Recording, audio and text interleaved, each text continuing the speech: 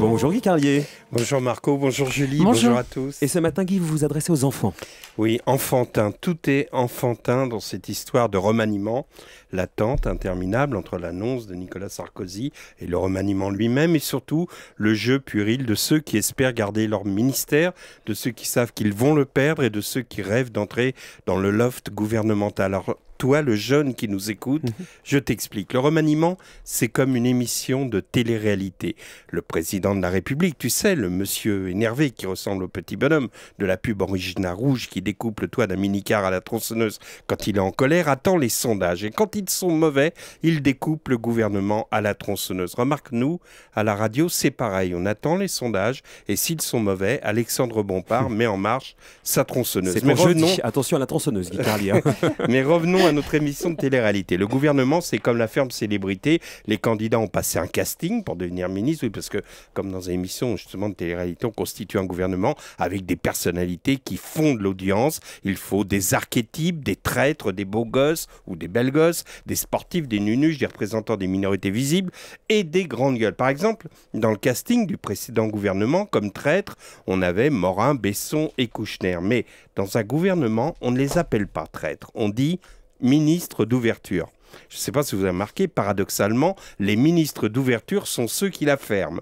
Dans le nouveau gouvernement, la traîtresse, c'était Madame dans le nouveau gouvernement, depuis hier, c'est Madame Marianne Monchamp, donc, qui était jusqu'à présent porte-parole de Dominique de Villepin et qui est donc passée à l'ennemi contre un poste de secrétaire d'État aux Solidarités, une Citroën C6 de fonction et des tickets restaurants. Comme c'est émouvant, la politique, lorsqu'elle atteint ce niveau de noblesse. Tiens, c'est bien simple, Madame Marianne Monchamp me fait penser à Jaurès. Mais revenons à notre télé-réalité. Je vous l'ai dit, dans un gouvernement, comme dans la ferme des célébrités, il faut un beau gosse ou une belle gosse, hein. Michael Vendetta, c'est ça, il s'appelle comme prénom. Ça, ouais. Le Michael Vendetta du précédent gouvernement s'appelait Ramayad. Elle a inventé la belle gossitude en politique, c'est-à-dire qu'elle était incompétente, que tout était dans le look, la com, la posture. Et comme Vendetta, elle a été virée par la prod, mais on sait déjà qu'elle sera sauvée par le public qui la plébiscite comme femme politique française la plus populaire. À une époque, la femme politique française la plus populaire était Simone Veil. Chaque époque a les égéries qu'elle peut.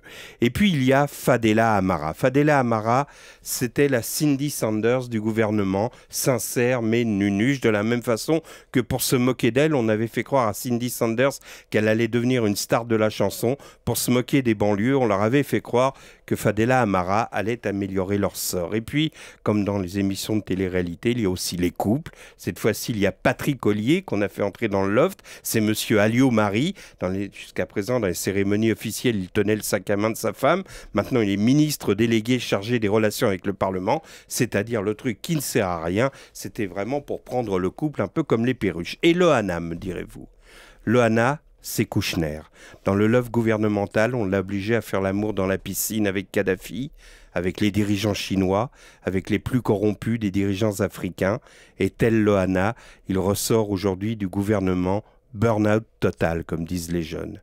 Une vie d'humanité, d'engagement, pour finir comme ça. Décidément, la télé-réalité est parfois bien cruelle. Merci beaucoup, Guy Carlier.